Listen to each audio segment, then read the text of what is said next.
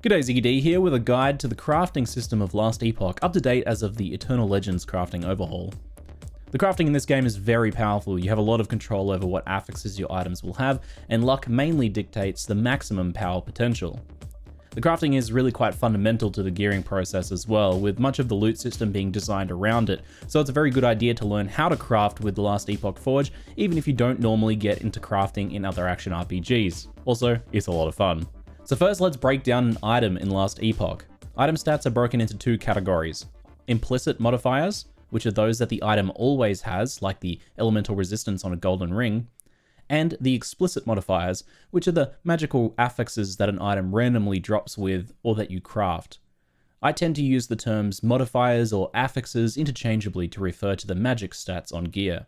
Items in Last Epoch can have 4 explicit modifiers, 2 prefixes, and 2 suffixes. The Forge, opened with the F key, can show you more visually the distinction between prefixes and suffixes, but you can also hold Alt on an item and it will show you the prefix and suffix tags along with some other useful information. Prefixes tend to vary greatly, but most of the spicy stuff is here, like damage mods and class-specific bonuses like increases to skill level. Suffixes, on the other hand, are generally survival stats and utility. On armor, it's typically health, armor, and resistances, while on weapons, it's status elements like bleed or utility like life gain on hit. As such, generally speaking, you often have to decide what are your 2 most important offensive mods and 2 most important defensive mods on each item slot when gearing out your build and crafting for it. Think about what is your main way of dealing damage, and focus on stats that greatly benefit that. And then for suffixes, try and build as many resistances towards 75 as you can, and then try to scale your health or ward, and then other core defenses for your build like dodge, armor, or endurance. Affixes normally have 5 tiers of power, 1 being the weakest and 5 being the strongest. Tier 5 is the limit of how powerful you can craft yourself. However, Exalted items, the purple ones, can drop with affixes that are tier 6 or 7, which are generally exponentially stronger than tier 5. As you may have guessed, this means Exalted items are the best items to craft, as 1 or more affixes will already be higher than you can possibly craft, and you can focus on improving the remaining regular affixes. Ideally, you search for Exalted items with a tier 6 or 7 affix that is perfect for your build, and craft that as best as you can. However, a lot of the time, especially early on, you'll be crafting magic items that have 1 or 2 good modifiers for your build, or rare items that have at least 2 or 3 good modifiers. You can, in a pinch, craft a white item if you really need that specific base and want full control over the affixes, but it's always better to craft a rare or exalted item that is part of the way towards your goal already, both because you have less crafting to do yourself, and also because of the forging potential mechanic. Items drop with a somewhat random amount of forging potential. Rare and exalted items will have the most forging potential, while white and magic generally have a lower amount. Items from the vendor and gambling merchant have lower forging potential as well on average. Most crafting actions, like adding a new affix or improving an existing one, take a somewhat random amount of crafting potential away from the item, and when that item reaches 0, the item cannot be crafted anymore. Luck plays a role here because you could get 10 crafts out of 10 potential. Alternatively, on another item, you may only get 3 crafts out of 20 potential. However, on average, the more potential, the more crafting actions you will get to take, and thus a better item. So items on a good base with already good affixes, or even exalted good affixes and high crafting potential are the goal. Not always easy to get all of these. The good news is the crafting system is so powerful and robust that you rarely need all of the stars to align to make a very strong item. So, how do you craft? To begin with, you need crafting materials. 3 categories: Affix Shards, Glyphs, and Runes. Affix Shards are an item representing 1 tier of the specified affix. So a chance to bleed on hit shard can add 1 tier of chance to bleed on hit to an item when used in the forge. Shards drop randomly as you kill things as you play the game, and this is a nice constant trickle of affix shards to fuel your crafting. But rare and desired affixes are generally taken from items themselves.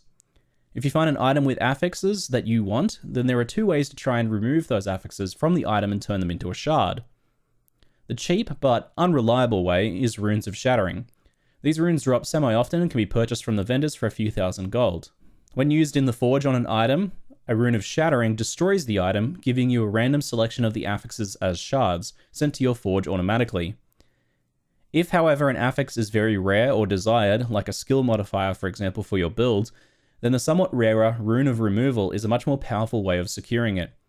Runes of Removal remove one of the affixes from an item randomly and grant you all of the tiers as shards, guaranteed. So a good tier 5 affix will give you 5 shards of that type.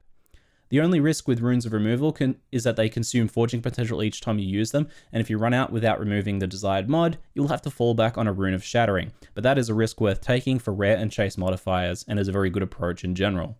So, to put it simply, for very good affixes, use Runes of Removal to try and secure them, and then Runes of Shattering for everything else.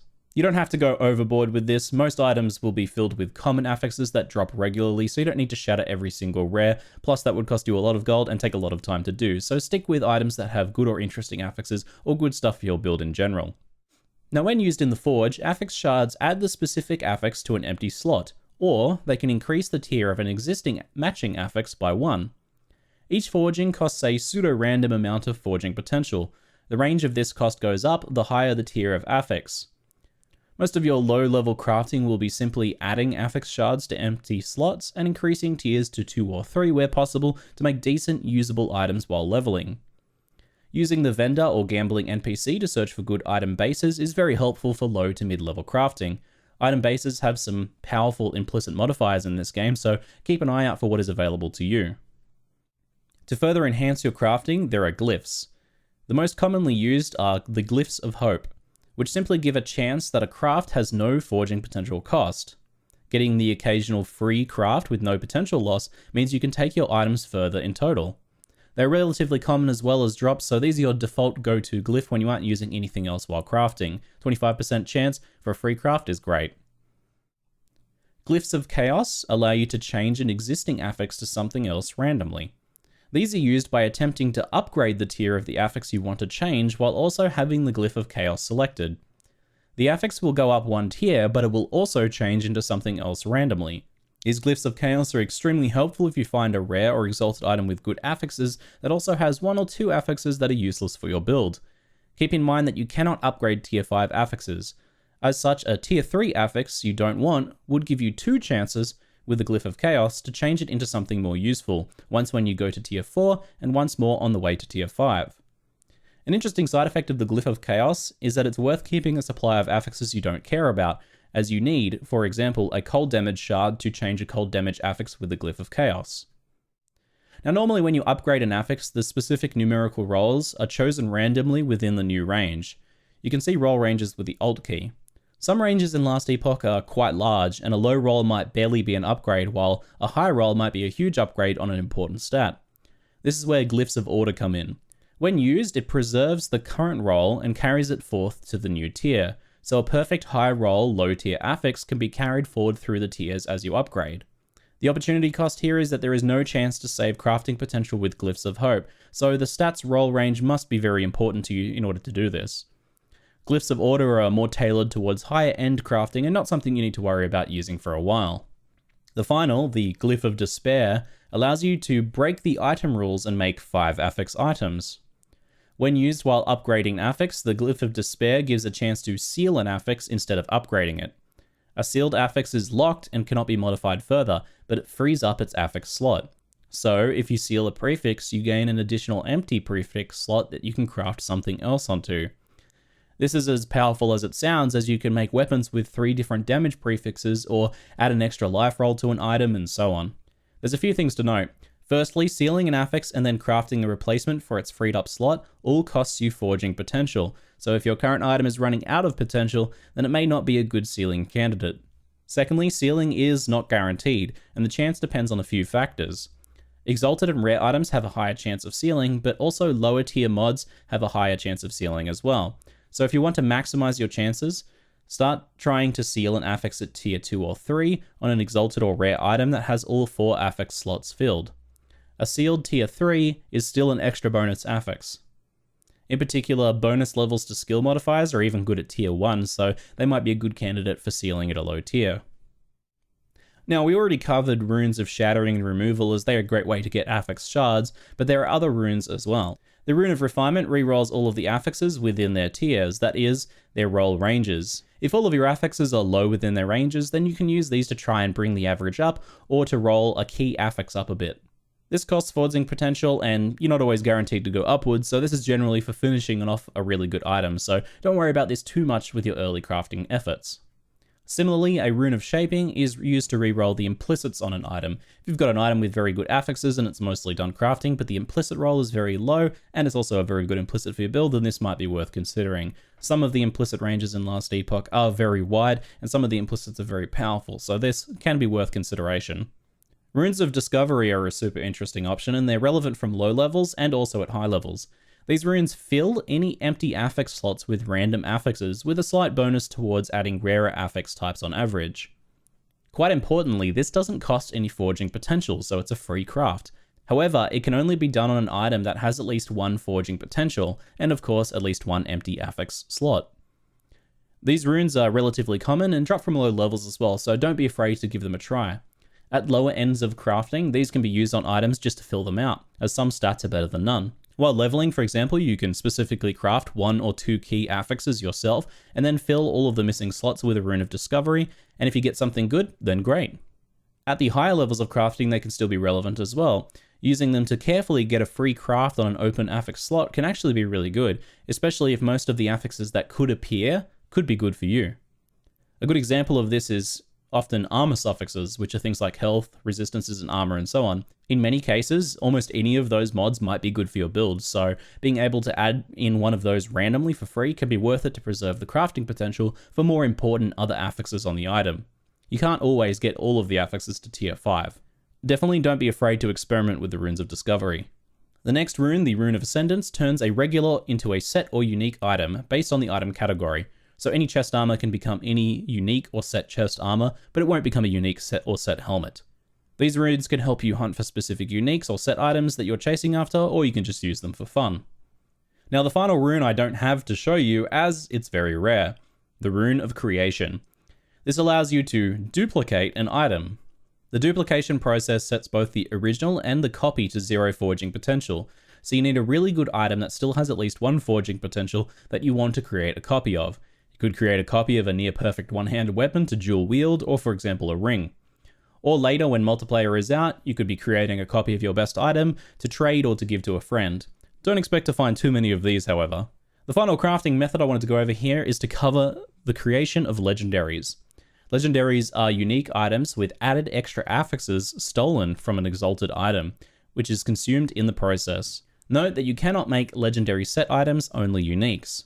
Uniques have a chance of dropping with 1 to 4 legendary potential, which represents how many affixes it can potentially have added to it. Once you find a unique with legendary potential, you'll need an exalted item of the same type.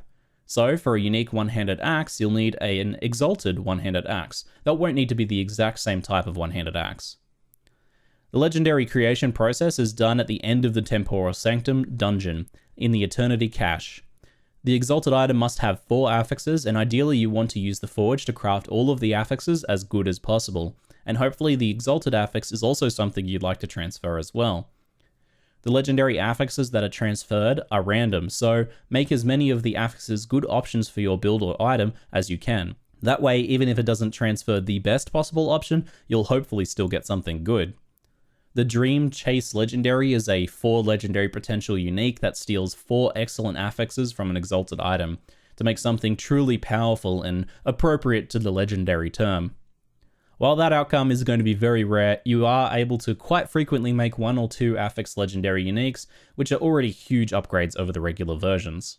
Now a quick final note on acquiring crafting resources. Affix shards drop randomly, and Runes of Shattering will be your way to build up your shard collection in bulk, so buy them from the vendor whenever you can. Shatter any items with decent or rare looking affixes, and then Rune of Removal anything that you know is really good that you cannot otherwise craft into something usable. So an item on a bad base that has a really good affix, for example. Glyphs and runes can be farmed in larger quantities in the monolith endgame via echoes, with glyphs or runes as their reward type, which is relatively common and a good way to farm them. There might be other methods in the future, but these are solid routes currently. And there you have everything you need to know to dive into crafting. The exact methods and strategies for success might change and develop as the knowledge of the player base develops, but it is fundamentally a system of experimentation that each player is going to be involved in, so get experimenting and find what works for you. I'll leave you now with this crafting highlight from yesterday's stream. I'm Ziggy D, and thanks for watching. Another one. Warriors. Oh, there we go. There's potential. Okay, we got at least one that we can potentially work with here. 251% increased physical damage. My lordy. So I think what I want to do is we have to change this to physical or something, hopefully. Glyph of Chaos. 40 forging potential. Damn. Okay, so we reroll the lightning. We got attack speed. What I could try and do is seal attack speed and then add flat fizz or crit. Could you imagine? Could you imagine? Okay, before we do that, what we want to do is we want to use a Rune of Discovery to fill out the last slot. We got bleed? Sure, I'll take that. Okay, now we try and seal this. I've only got one of these Glyphs of Despair right now. Fingers crossed. Fuck. Nice. Okay. So now we can add flat fizz or crit. I think flat fizz is probably the safest choice. Oh my god, this axe. You like this axe, chat? You like that axe? Melee fizz. Okay, Glyphs of Hope. All right. Let's get some crits now. Come on, that was -12. I don't like that. Okay, -3 is good. Come on, give me a crit. I haven't had a crit yet. -8. Oh, shit. Oh, no, it's running out of steam. It's running out of steam. Come on. Come on, one crit, please. Oh! We did crit it to tier 5 melee fizz. Oh my god. Oh my god. Look at this thing. Holy shit. I wonder if I should divine this. Because I can upgrade the suffixes, or I could try and divine it. Because the fizz is 240 to 304. And the flat is 41 out of 48. The Exalted roll is really low. Rune of Refinement.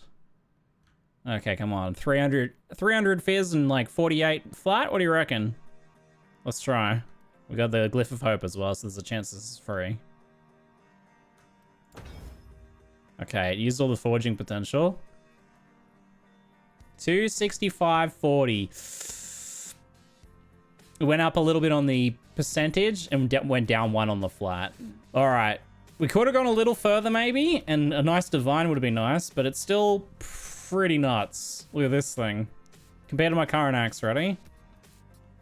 6-1 to 8-4. Jesus. Okay, that's better than I expected. Oh, let me check bear form.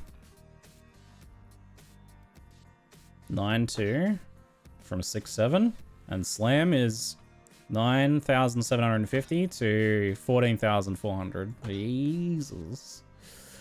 It's a pretty decent increase. And I don't even necessarily think this is the best base for it, but that is a whopping damage axe right there. Holy moly. Just a small 30 to 50% more damage. Nice.